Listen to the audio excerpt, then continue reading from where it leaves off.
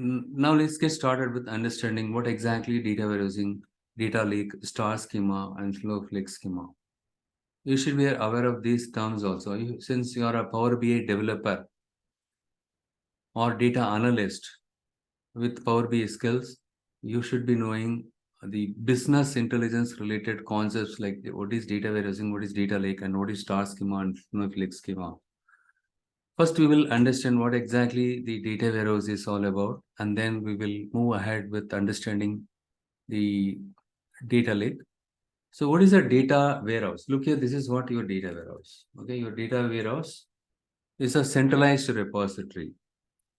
It is a central repository of your well-structured data gathered from diverse source systems or different source systems. See, nowadays companies, they use more than one application, isn't it? So they don't want to build the application internally. Instead, what they do is, you know very well, SaaS, software as a service. Okay, so they want to, they already bought the Salesforce application. Okay, they have some license there. They for customer relationship related data, is available in the CRM database. It's nothing but Salesforce on cloud. And ERP is something like Oracle applications. Okay, and then other legacy older, mainframe related thing, external thing, other external data, JSON files, other things, and flat files. Right, in your company, you are using different source systems. Supposing in your company, you don't have ERP application, you don't have CRM application, we are using only Excel file. In that case, the Excel files, we take it, that is the source for your data warehouse. And then what we do is we process the Excel data. We check we pre-process the Excel data. In this case, okay, let's say you have only Excel files, you don't have these source systems. But if you take a look at the bigger organizations, they get the data from different source systems. What do they take all the data that are required for analytics, and then they do the data pre-processing. To build a report, you need to have data. Without data, can you prepare or create a report? No. To create a report, obviously you need to have the data. But having the data alone not sufficient. The data should be clean. If you have the dirty data, right? And if you use it, what will happen? It is something like garbage in, garbage out. If you give the garbage, the computer will give you the, your software will give you the garbage only, right? As an output. So what we do is we clean the data, we pre-process the data, and then we load it in the data warehouse. The data warehouse is an integrated one. We are receiving the data from various source systems. That's why we call it integrated one. Data warehouse is a central repository of well-structured data. The data is gathered from diverse source system. In simple terms, the data has, the data will be cleaned already and categorized and is stored in our complex tables in a data warehouse. Okay. And also data warehouse, we store the historical data because I want to compare year-on-year sales performance, year-on-year profit, okay, year-on-year margin. I want to compare it, or margin percentage compared to last year, not only the year, even the same year within the quarter, right? So I want to compare this quarter's revenue profitability with the previous quarter. Where do we stand? Are we doing good, or are we not doing good? To do the like for like analysis or year on year sales, quarter on quarter sales performance, you want to compare it, you need to have the historical data here. In your source system, you will not have the historical data. The classic example is, I'll just make it simple instead of telling all these things. For example, in the case of Amazon, they have an e-commerce website, right? E-commerce website. We go and order the product here. So what will happen is whatever the order that you raise it in their app, in their website, the data gets stored in a database behind the scene. This is what is happening. This database is also called as a OLTP, online transaction processing.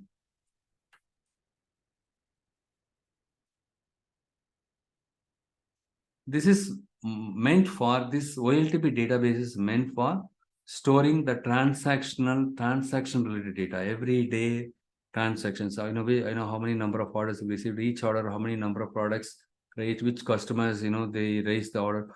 All the transaction related data, we store it here. So in addition to the transaction data, we keep each customer's data in a separate table, customer table, and in product, all the product related table, we keep it in a separate table, right? So we keep it everything. So we do some kind of normalization. In the case of OLTP, there is something called normalization. This is also one technique of data model design. In data model design, there are two techniques. One is normalization, other one is denormalization. Denormalization.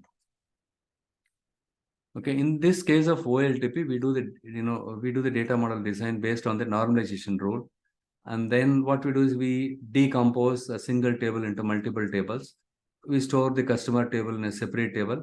Product table we store in a separate table. Likewise, we store the different information we store in different thing. The order related details we store in separate. The order table, okay, this is your transaction table. The customer product table is something like a lookup table or master table. Okay, so in this case, what happens is, in the case of OLTP, customers, in the case of Walmart, every 1 hour, on an average, 1 million transactions are generated. 1 million orders are raised or transactions are happening in this database. This database becomes very busy across the globe. Customers are ordering the product. Okay, they are ordering it or they are canceling it. Concurrently, almost let's say 1 million customers, they are accessing this database is already busy. If you have more volume of data available in your order table and customer table, what will happen? It will take longer time to generate the order. Hence, what they do is they keep only the limited amount of data in these tables. The recent data they keep, maybe last 6 months data they keep it. This one itself will come close to 1 petabyte volume of data. All these tables put together. So what they do is every once in 6 months, right? They will remove the older records. Those records will get stored here. See, according to this table, in the OLTP database, the retention period, the data retention period is very less. You will not have the historical data. If you have the historical data, the volume of the data is very, very, very, very huge. Even for, let's say, for 6 month data itself comes close to 1 petabyte volume of the data. You just think about five years data. Okay, it will be very, very huge. So 5 into 2, 10 petabyte. The volume of the data is very high. Generating, the customer will come to you and say, according to them, they don't know what database they do not know.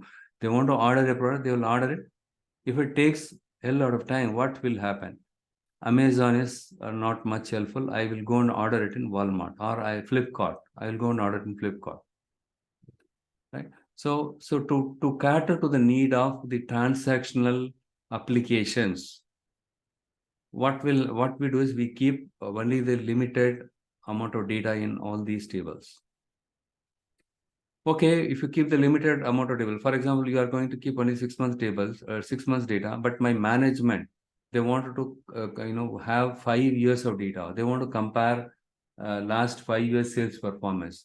So in that case, what you do is you don't remove the previous 6 month data. Keep all the data here.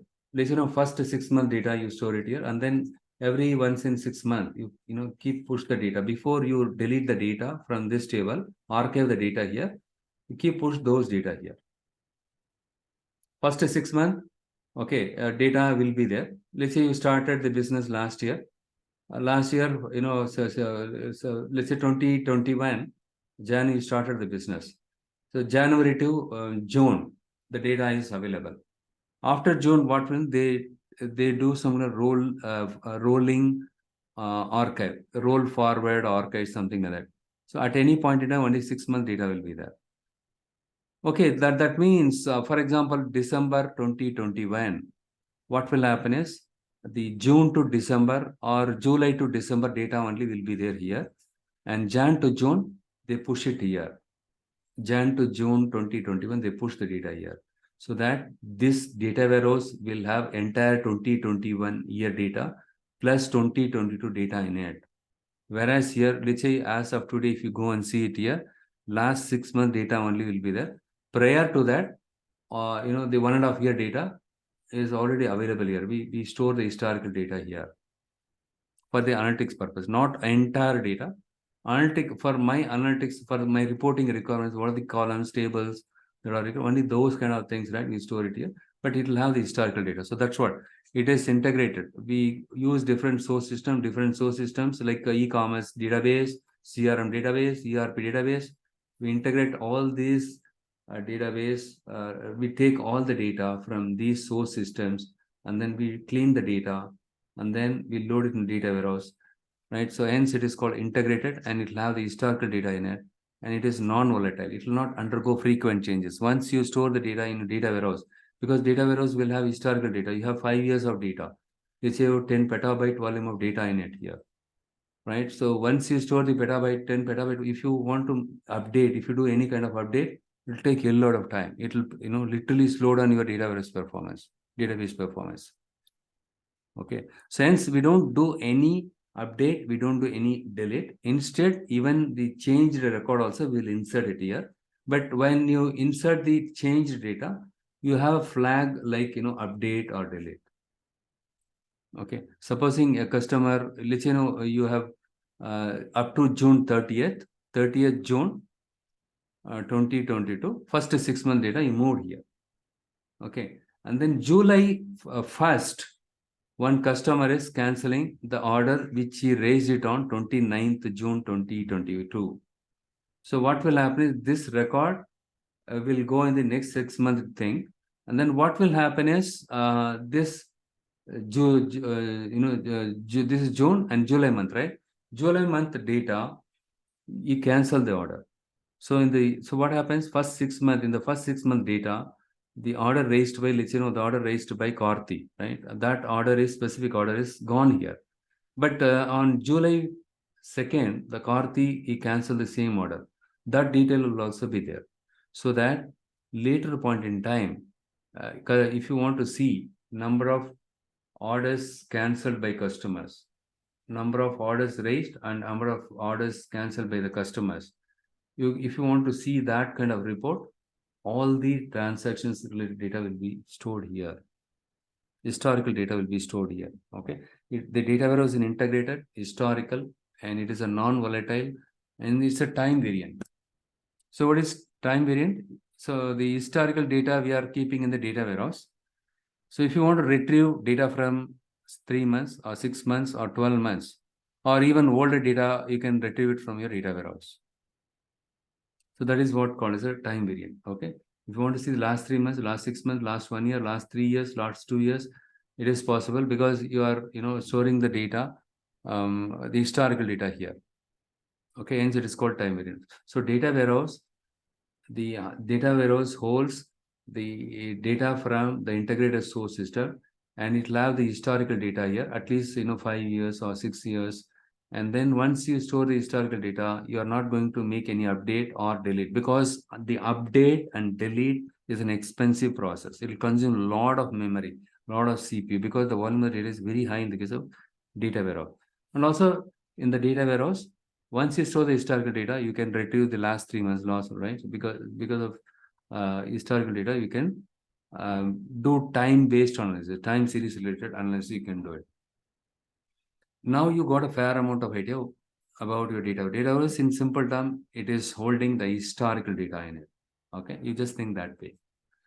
And the next one is, there is something else called data lake. So now the data lake, this term is gaining a lot of popularity. Even if you see the job description, the customers will ask you, will expect you to have experience in data warehouse and data lake also. So now we will understand what is data lake is all about. What is the difference between these two? So in the case of, so data lake is also a centralized repository, but it allows you to store all your structured and unstructured data at any scale. Any scale.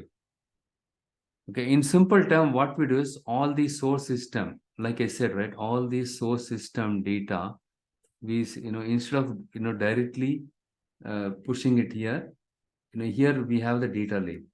The data lake, we store all the data, take all the data and put it in a centralized repository called a data lake. Data lake. And then what you do is you, from the data lake, what you do is, right, you process the data, you pre-process data and then load it here. Okay, you do it here. So this is something like the temporary area, right? So something like this, okay, the data lake. So, but here it is a centralized repository for to hold all your source term related data here. And then what it is, you do the data cleaning, everything in pre-processing, and then you load in the data warehouse. Data warehouse will have the historical data here. Not only the analytics or data warehouse related data, we store it here. The entire company, enterprise related data. So for example, your JSON file, audio, video, unstructured data is audio, video, text data. Also you store it in your data lake. So data lake is a centralized repository to house your entire organization source system data, which includes the structured and unstructured data. Whereas in the case of data warehouse, we store historical data, but all the data you store in data warehouse are structured data, table, so rows and columns format. We store the data in the form of a table, hence it is structured. Whereas if you see the audio and video, it is not a structured data, isn't it? So hence data lake holds the raw and unstructured data. It goes into a data lake. The data is selected and organized as and when needed. The data lake is used not only by the analytics people. Analytics people are nothing but BI people. We call it BI people, business intelligence people. Okay. And also data scientists, they hit the data lake to get the unstructured data and do some kind of pre-processing. They do it. Now, what is the difference between data warehouse and data lake? Right. So the data warehouse is the relational SQL structured database, and whereas the data lakes are like unstructured, right? Even some cases, right, it will have the structured data. It's a mix of all the SQL, no SQL, okay, and Spark and others, right? It's a combination of structured and unstructured. Whereas in the case of database, it's structured data, and here schema on write. We simply write the data there. We simply store the data, dump the data. Here, the data lake is meant for reading the data. Look here, in this case, your data lake is this one, right? Your data lake. Here, we read the data and then we pre-process the data and then we load the data. That's all. We are loading in the sense we are writing the data here. Once you write the data here, it can be consumed by the business intelligence team, or your Power BI tool can go and pick up the data and then you create a dashboard report, whatever you can do it there. So data warehouse is kind of your schema on write, whereas data lake schema on read only for reading purpose. And data format structured, data warehouse is a structured one. It is a combination of all structured, semi-structured, unstructured. Application business and enterprise reporting. The data lake is used by data scientists, machine learning engineers, stream processing. For various purpose, the data lakes will be accessed. Now you understood the difference between data warehouse and data lake, right? The next one is the star schema. Okay. So when it comes to the data warehouse, to model the data model design, how we do the data model design is, we use a technique called dimensional data modeling. In the case of dimensional data modeling, there are two types are there. One is the star schema, other one is snowflake schema. Dimensional data modeling. Right, when it comes to data warehouse, we use a technique called dimensional data modeling. Within this dimensional data modeling, there are two types. One is star schema and snowflake schema. Okay, so in this case, let's start with look at what exactly the star schema is about.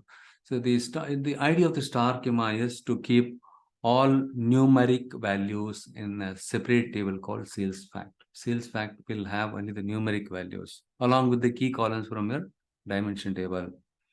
First of all, why we call this a star schema? What you are seeing here is a star schema. Okay, why do I call that? So here, if you look at here, you have something called fact table. This fact table is surrounded by something called dimension tables. Since this fact table is surrounded by multiple dimension tables like this, it looks like a star, hence we call the star schema. That's all. Next, what exactly sales, the fact table, what exactly the fact table is all about, what exactly the dimension table is all about. Okay, the fact table is surrounded by dimension tables. Okay, so in this case, we have 5 dimension tables, 1 fact table is there. Okay, so the fact table will have the combination of the key columns from all the dimension tables plus facts. What do you mean the facts? The numeric values.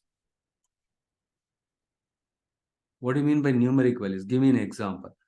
For example, yeah, quantity, right? Quantity, and then sales, and then profit, and margin percentage, and then net margin percentage, and so on, right? These are the numeric values. It is a combination of key columns from all these tables plus the numeric values. So sales fact will have the key columns from all the dimension tables plus the facts like quantity, sales, these are the things. Look here, this is what I have shown it in my Power BI desktop in this modeling thing. The sales W04 is kind of your, in this case, yeah, I cannot say this is a fact table. It has everything in it. You just think about this one, okay? Look at here. So this is the one, okay? The sales fact table will have, for example, you have something called, here you have product table, right? The dimension product will have product key and then product name plus other columns will be there, okay? For example, or let's say unit cost. They say these 3 columns are there in this table. The product key is called your primary key here. When it comes to dimensional data modeling, the primary key is also called a surrogate key. The interview, if they ask you what is surrogate key, which is nothing but the primary key, we define the surrogate key in the dimension table, which is nothing but the unique key. For each product should have only one, only one entry in it. You are not supposed to have the duplicate of the product here. The same product should not repeat more than one time. For that, what we are doing, we are using something called product key, which is nothing but your primary key. It is also called as a surrogate key. Fine. Now the question is, why do I need to have the dimension table and fact table? Can't I store all the product related, like product key, product name, unit cost, everything in a single table? It's something like in your kitchen. If you mix rice, all the masala powder, everything in a single container, is that sounds good? No, right? So chili powder you keep it in a separate container, pepper powder you keep it in a separate container, and then rice you keep it in a separate container because you want to prepare different dishes, different food on a different time, right, on a daily basis. So in that case, if you mix it everything in a single container, what will happen? Every day you are preparing the same food, right? Same type of food.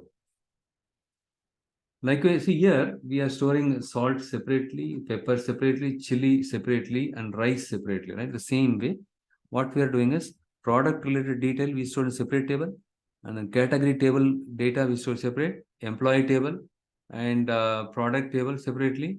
The region, all the region related information we store. What are the regions we select?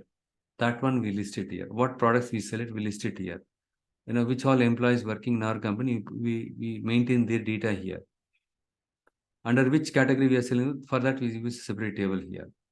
So what happens is, in the case of sales fact table, we store only the key columns of each and every table. For example, in this case, product key only will be there here. In fact table, product key will be there. Product name will not be there.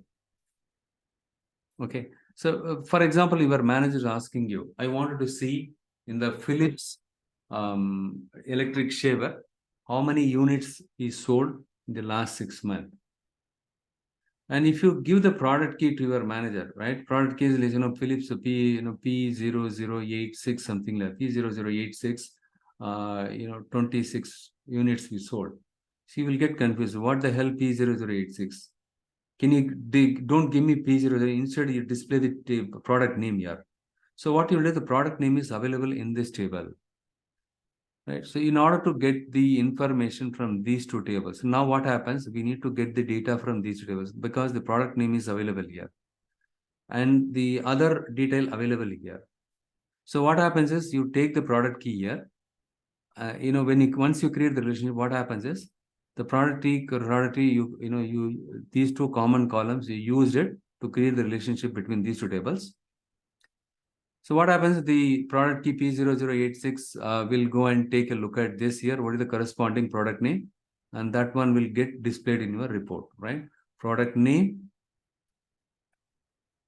and unit sold is available here, the quantity, right? So quantity in your report, ultimately, you will display something like that, like a Philips electric shaver, Philips. Sorry for my handwriting. Okay, year 26. Right? This is what the report. This is what the report he needs it. He doesn't know what is star schema now. He doesn't care about this. But behind the scene, we design the tables like this. We have a fact table which are surrounded by multiple dimension tables. Now the question is, do we have to have only one fact table? You can have more than one fact table, but usually, right, in general, even in the complex project, maximum you will have only two fact table, but multiple dimension tables, 15 dimension tables will be there, or 12 or 10 dimension tables will be there. 10 dimension table, two fact tables will be there.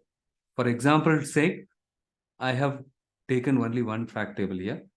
So now the question is, what exactly in the interview they ask you, what is a dimension table? The dimension table gives the context to the facts that are stored in your fact table. What do you mean by the context? The same example, right? In the sales fact table, look here, in the sales fact table, if your manager wants to see the product wise sales, we want to see the sales by product name. Okay, if you give him a report like P0086 and C0185, so in this we sold 23 items. Here we sold 13 items. Does it make sense? Or instead of this, if I say like a Philips shaver 23, and the next one is hammam soap, right? Hammam soap 13. So does this, if you share him this report, is good or this one is good? Which one is better? This one gives more context to him, right? If you give 2313, it's something like, you cannot understand what this one. So what the hell 23, what the hell 13 is all about? With the help of the dimension table, we are giving context to these measures. These measures are measures or facts. All these terms are same. The fact, or we say fact, okay? The facts are nothing but numeric value. These values are available in fact table, but whereas the keys are, along with only the keys are available in the fact table. So what you do is, to find out the corresponding product name, you need to go to this table. See, you just think that way. I'll give you two papers to you guys. Okay. So one paper, I gave you the product key, product name, unit cost. And another paper, I've given you all the transaction. But here in this paper, you have P008623 and C018513 is there. If I ask you what is this P0086, what you do? You go and check it in your product, other paper. That paper you have product related information. So P0086, next to that, you can see the product name as Philips Shaver. Like how we do a lookup here, right? For example, here P0086, and then here you have 23, another column. But here P0086 is there, Philips Shaver is there. And if you give me this data, I'm getting confused. I'm asking you, what is this P00? Obviously, you do a lookup. This even you sell 1 million records, 1 million products.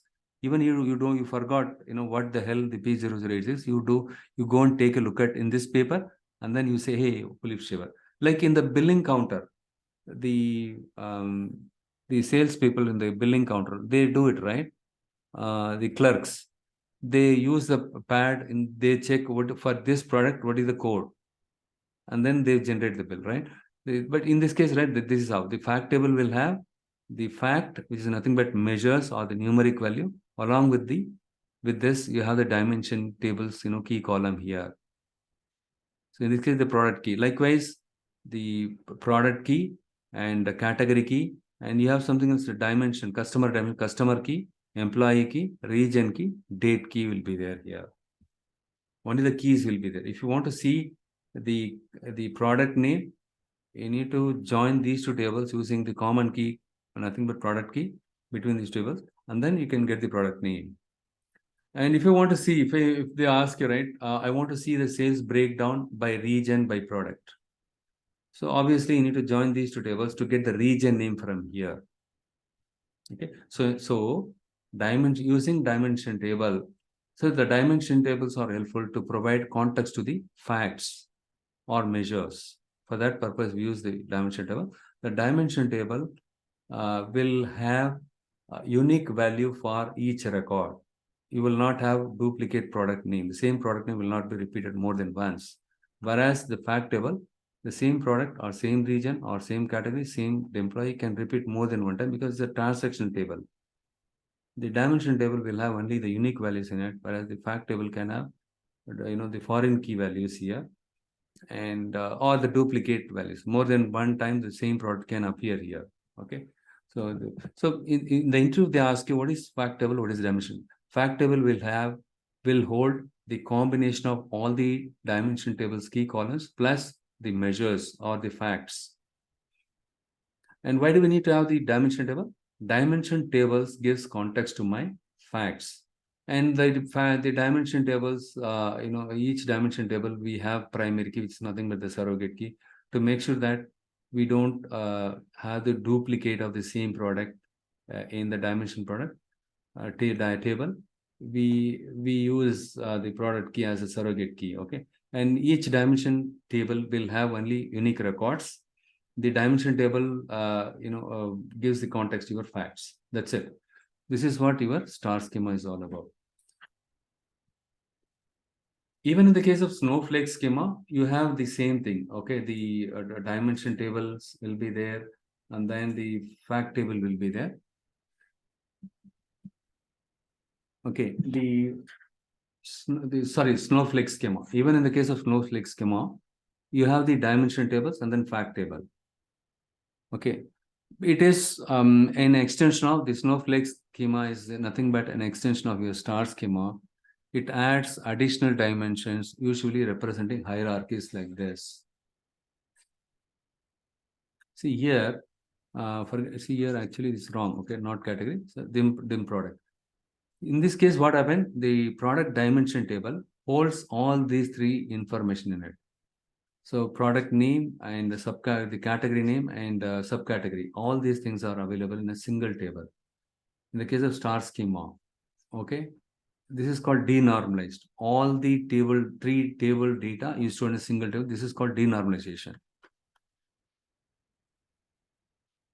Okay. Whereas in the case of Snow-flake schema, what we are doing is we take this product dimension table and then we split this into three different tables. This is called normalization. Why we are splitting this into multiple tables, more than one table? To eliminate redundancy. To eliminate redundancy. What do you mean by redundancy? I'll just write it here since I don't have space here. I just write it here. What do you mean by redundancy? For example, in this case, right, product table, you have something called product key, and then category name, and listen, you have something called subcategory name, and then unit cost. It's nothing but cost price. In this case, what will happen? You are selling in your website 1 billion products. Okay, let's say you start with A0028. This is one product, and this product falls under, again, product name. You have something called product name also, right? Sorry. And you have product name here. One second, I just missed out the product name here. What I will do is I will use an Excel sheet because the handwriting is not good, so that you'll be able to understand very clearly. If I use Excel sheet, it will be very neat. they will ask you in the interview, what is the difference between star schema and Snowflake schema? Again, in the real time, this is very much helpful. For example, in the case of star schema, in the dim product table, what happens is product dimension. This is the naming convention we use it. Dim, we start with dim. Dim stands for dimension. We call it a product dimension table. So here, you have something called product key. And then you have something called product name. And then you have some category name. And then you have some subcategory, and then unit cost.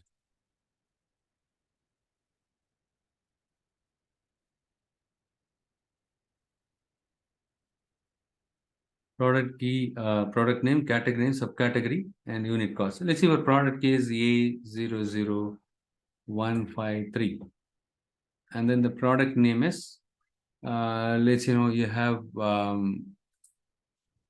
hit a spray. Okay. And then this one falls under something like hit is falling under something like some category, the toiletry is something else. Okay, toiletry. And then the subcategory is let's say I just say spray. Unit cost is let's 189. And the next one is, and you have A00583. The product name is hammam soap. Even this one also falls under toiletry.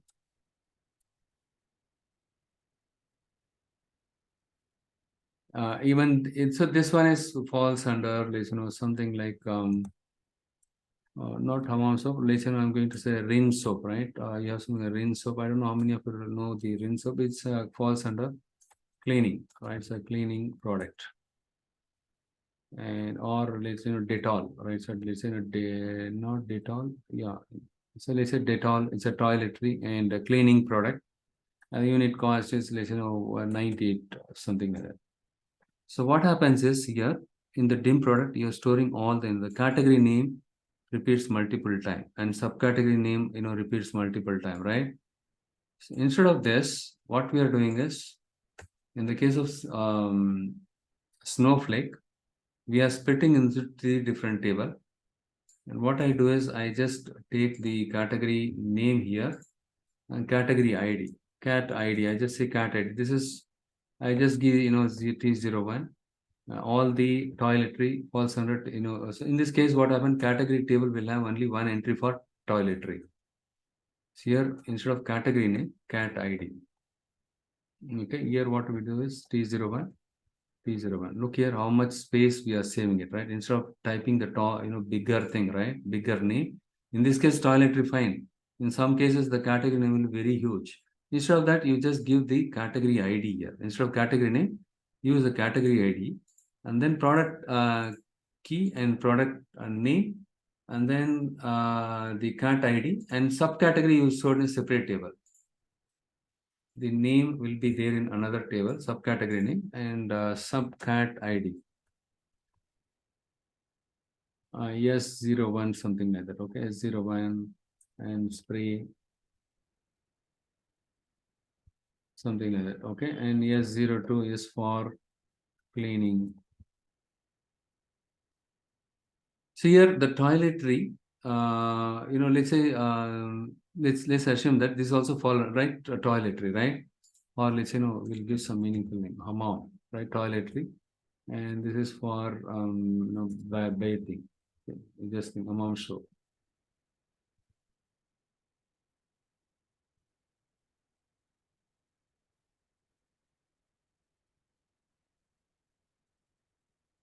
Okay, so here what I am going to do is I just say bathing here. For bathing, instead of typing the entire thing, I just use S01. In this case, cleaning, I just say S02. So how much space we are storing it? You just imagine, see, not imagine in the case of, I just show you, this is a separate table, okay? And product name, yeah, so you correct, sorry. Here, subcat ID. Cat ID, subcat ID, unit cost. That's all. Okay. And here, the category name, look here, only one time we are storing it. The toiletry. These two are falls under toiletry. But the corresponding T01 we are putting it. Instead of toilet, repeating it multiple times. Right? Let's say you have 1 million transactions that are related to toiletry. 1 million times you need to toilet. Instead of that, you use T01, T001.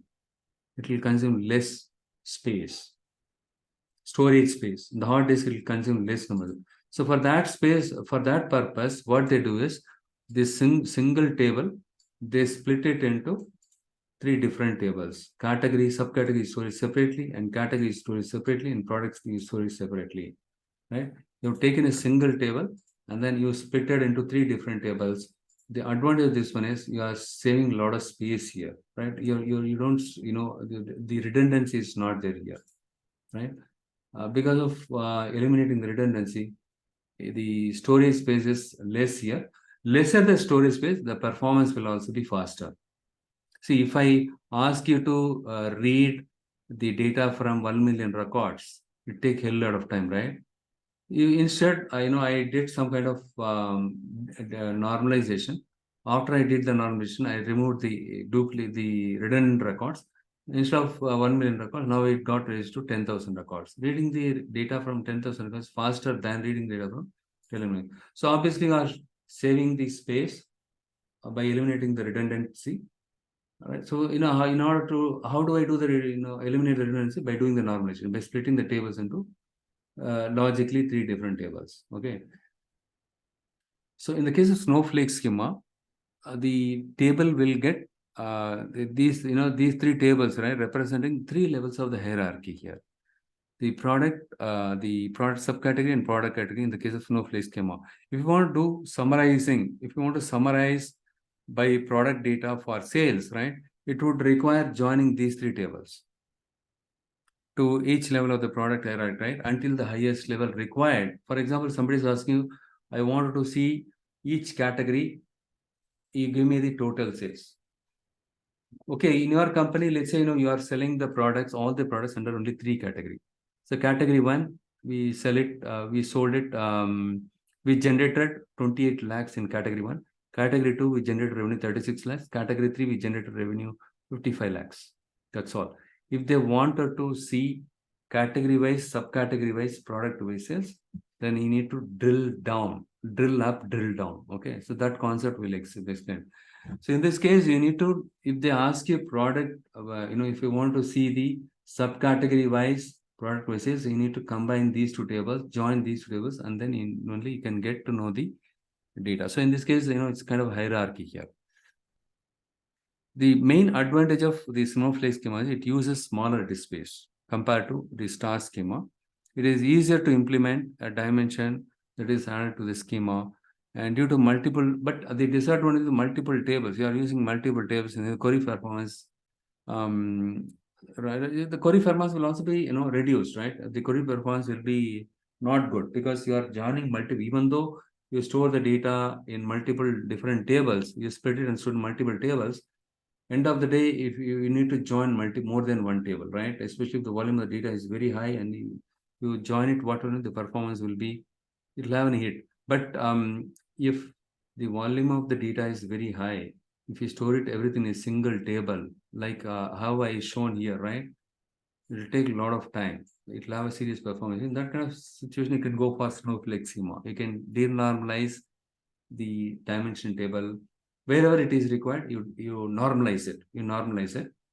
Once you normalize your dimension table, it will become a Snow-flake schema. We normalizing only the dimension tables in the case of not the fact table. Okay, remember this. So that is the difference. But in general, the best practice, even Microsoft, what this is, you can go for a star schema. Don't go for Snow-flake schema. Okay, better you can use star schema. Keep everything in a single table so that nowadays the storage cost is less, and we are using cluster, right? Hadoop cluster and all.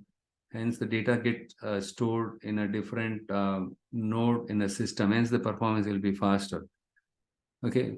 So better you can go for star schema, but in the interview they ask you the difference between star schema and snowflake schema is both of them are same. In both the star and snowflake schema, the fact tables are surrounded by your dimension tables. Whereas in the case of snowflake schema, the dimension tables will be normalized to prevent or to eliminate the redundancy. We do the normalization. Whereas in the case of star schema, we combine these two tables data in a single table. That is called a denormalization. This is normalization. The opposite of the one is denormalization.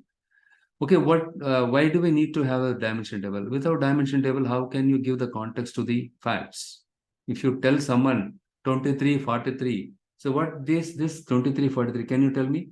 23 is FX256 and 13 is, so then they will get confused. Can you give me the table, the product name instead of giving the product code? So in order to get the product name, you need to join your fact table with your dimension table using the common key column, the product key. In the case of region, right, if you want to, you need to join this table using the common key, region key, right? Between these two tables, the common key column is region key. Join these two tables to get the region name from this table. So once you get the region name from the region table, along with your numbers, okay, in this region, this is the units sold, this much units we sold, this much sales we made, you will get to know the detailed information. Right, so now you understood what is star schema. In the case of star schema, the fact table is surrounded by dimension table. Even in the case of snowflake schema, the fact table is surrounded by the dimension table. Whereas in the case of snowflake schema, the dimension tables are normalized. Whereas star schema, the dimension tables are denormalized. Each dimension table will have only the unique record or unique instance. It will not have the duplicate. And in order to maintain the uniqueness, it uses something called primary key, which is nothing but the surrogate key. That's it. So now you tell me the answer to this. And there are two types of tables in your task schema. What are they? Two types of tables: fact table and dimension table, right? Dimension and fact tables. What is the difference between fact table and a different dimension table? Fact tables store observation or events, while dimension tables contain information about specific entities within the data. The definition may sound difficult for you to understand or to explain it at the time of interview. Can tell the fact tables hold the combination of all the dimension tables key columns plus the facts or the measures, whereas in the case of dimension tables, we store only the unique instance of each record. Using the surrogate key, we store only the unique instance in each dimension. For example, we give some example. In the case of product dimension table, we make sure that we don't store the same product name more than one time. We use a primary key column, which is also called as a surrogate key. That's it. If you give the explanation like this, they'll be very happy. Fine, you understood what is data warehouse in today's session. And first of all, we started with understanding what is a data model and why we need to have the data model. Right, without data model, it will not propagate the value from your dimension table to your fact table, or the filtering is not happening, right? Filter is not happening. In order for the filtering to happen, you need to have the relationship defined at the table level. And then we discussed about the data warehouse and data lake. Data warehouse stores the historical data. If you tell them this is enough, okay, historical data in it. Whereas in the case of data lake, also we store it is a centralized data. Okay, it stores all the source system data in the data lake. We store it all the source system data in the data lake. You can use the data lake to source the data to your data warehouse also. Okay, that's it, guys. You have any questions? This is what we discussed in today's session, right? Yeah. Okay, better you watch my video. Okay, today's session may be a little bit difficult to understand because you don't have BI background. You wouldn't have heard this term. This is the first time you must be hearing it. Okay, you watch my video and then you come back with questions in the next session. Okay, what we will do is in the next week, we'll continue with how to do the data model design. We will have some hands-on session next week, and then followed by that, we will understand what are the different types of data model. Sorry, what is the different types of relationship that are available. Followed by that, I will help you how to implement the data model with an hands-on session. Okay, and then we'll discuss about the many-to-many relationship. Okay, what is many-to-many relationship? How we are going to deal with the many-to-many relationship. Next, we will take a look at what is the difference between active and inactive relationship. This data modeling part will be, little bit difficult for you to catch up, but you know very well. This is one of the important topics in Power BI. Okay, the interview they'll ask you questions from data model also. Okay, okay. Since you don't